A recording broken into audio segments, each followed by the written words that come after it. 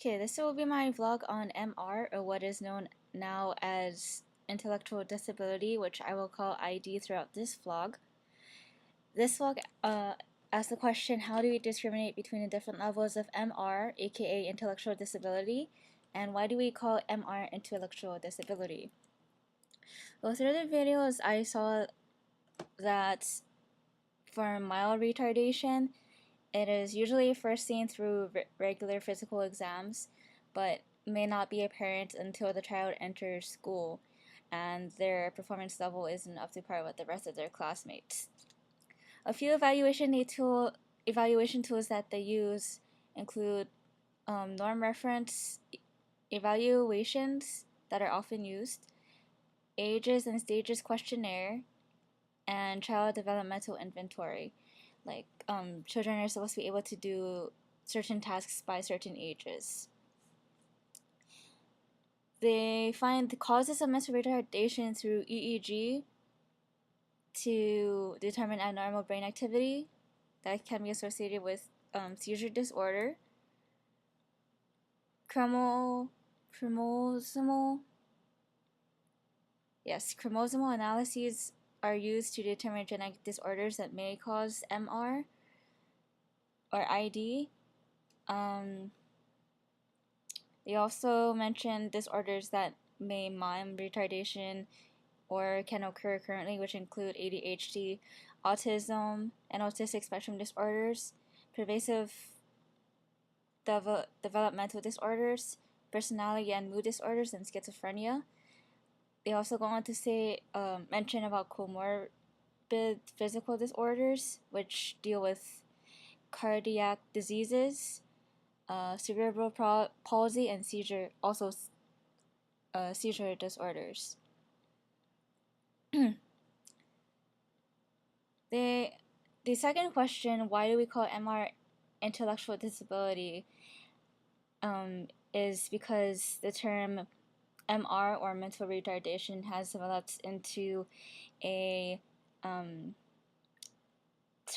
that can be taken very negatively.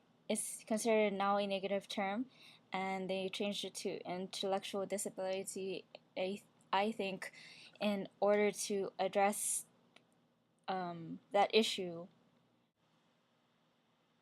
Looking at the term MR, or retardation, seems to have taken on such a negative connotation in today's society that it caused a need for change of that term in order to take away that negativity.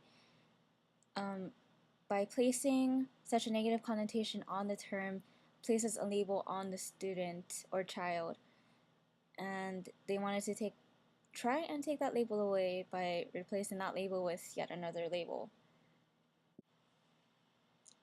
Back on to the topic of categorizing the different levels of MR. There's different interventions for each level. For mild cases, there's often counselors and sort of adults who assist students with mild retardation. For more severe cases, there are specialists that deal with those students. My personal experience has, I've had only mild cases in my experience, but there was one severe case that just kind of was out of control. He had many physical outbursts and tended to be kind of dangerous. Well, dangerous in the sense that he would run around the classroom, roll around, tend to lash out at people physically, or he was quite an interesting case. When he would want to go to the bathroom, he'd begin pulling his pants down. He'd touch the female teachers inappropriately, but there's been male specialists who have been hired at the school recently, and he's doing better now. I think he does better with males than with females. One thing I think that should not be done is having a label for each student, but due to NCLB and all of the other acts, we try to set up each student for success. So diagnosing students when you first see the signs is how we teachers and staff and support staff find the proper services and support in order to support these students. And that is all I have to say for MR. That will conclude my vlog on ID.